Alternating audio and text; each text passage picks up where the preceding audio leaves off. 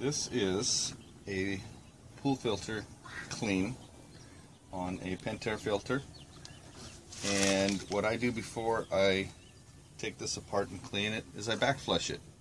So I open the check valve, the back flush valve, and then I unscrew the filter to release the pressure here, and I will drain the filter first, and I'll actually back flush it once or twice to get the bulk of everything out. That way when I pull these filters apart, I don't have so much DE in my yard or around my planters. So I'll show you how this water can turn green, and how it will be easier to clean the actual filters after it's back flushed. So most of the debris is going to be flushed down the drain right now, and I'll clean off these grids in just a moment. Okay, now I've drained the filter, so I'm going to close the check valve on the top, and I'm going to walk over and turn on the pump for a moment so I can back flush this filter once or twice. It was at 30 pounds before I began this process, and that is just too hard on the motor. You can actually burn your motor up if you let it run, you know, anything over about 26. So with the check valve closed on the filter and the back flush valve open, I'm going to turn the filter on right now. I'm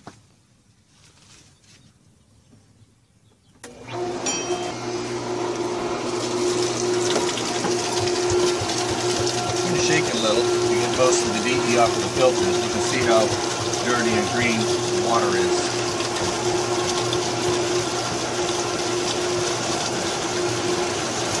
Remember, this check valve is closed right now. The filter is actually filling with water. It's trying to fill with water. That's a lot of sludge right there.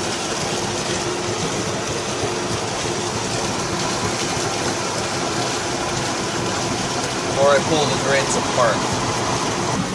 Now I'm going to turn the filter off. I'm going to let it drain again, so I'll open the check valve.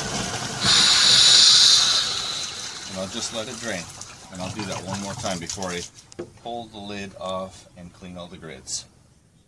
Okay, so I just let the filter drain one more time. I'm going to close the check valve. The back flush valve is still open. It's up, not down. And I'm going to turn on the filter and do a back flush one more time. Okay. Well, it's back flushing. Try to knock a bunch of stuff loose, but you'll see it won't be as dirty and green as it was the first time. You can see there'll be some green water in there, but I think a lot of what was in there has been flushed out now, so I'll be ready to take this filter apart in just a sec. So I've opened the check valve. I've pulled up the plunger and the back flush valve just to let all the water drain before I pull this cap off. I have a wrench ready, and I'm going to be pulling this guy off right here. Okay, now I'm going to pull the filter apart. So I'll show you what it looks like inside in just a second. Okay, so I got the ring off here, and here goes the cap of the filter. Ta-da! You can see most of the DE has been flushed off of it, and now I'm going to hose all these guys down.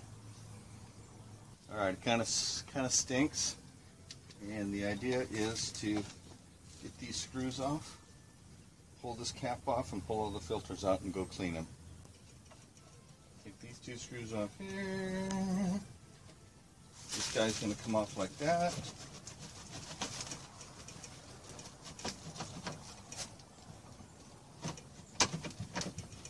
Take this all apart and spray it off now.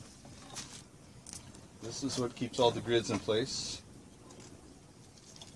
And I'm going to start pulling these filters out one at a time, and I'll hose them off. Okay, so here's all our filter broken down. And I'm going to just hose everything off and put it back together again. And pretty harmless to the plant. DE is actually crushed foam.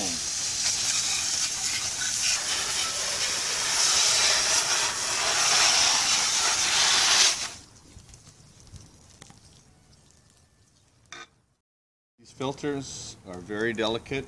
You don't ever want to slam them or drop them or anything. They're just honeycomb looking grids on the inside, and that plastic will break easily. It doesn't mean the filter is done for good, but don't ever bang or hit. You just spray them off and gently put them back together. I'm doing the last filter, and I'm going to put it together and turn the pump on. Okay, here's the raw filter with all the grids, and it's just a matter of lining everything back up when you put it back together the same way it came apart.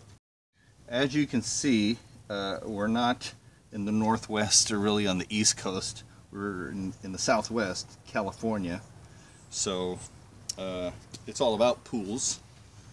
And let me show you on this filter here. Small grid right in here. There's one undersized small grid on these Pentair filters, and this is the tube that feeds. So you want this tube right next to the small grid, like so, when you start lining everything up and putting it together.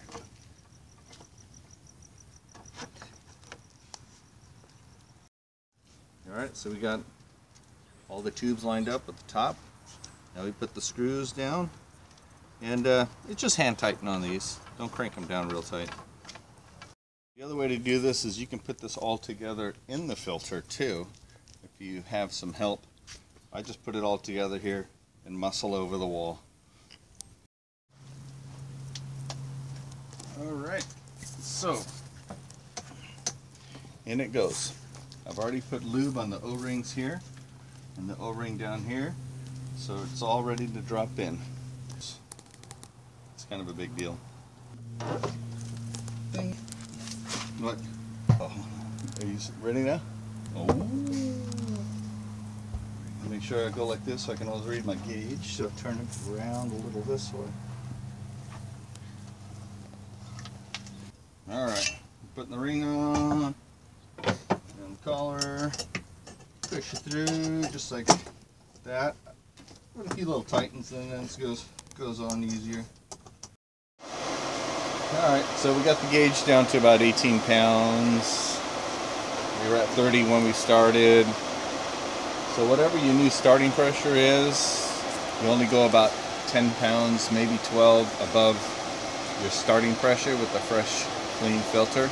And that's when it's time to clean it again.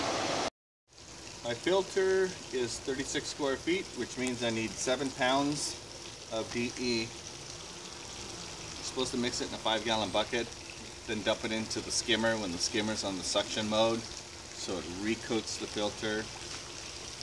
I don't really do that, so I know professionals are going to tear this apart or whatever. It's the way I do it. It's just easier to get it over with.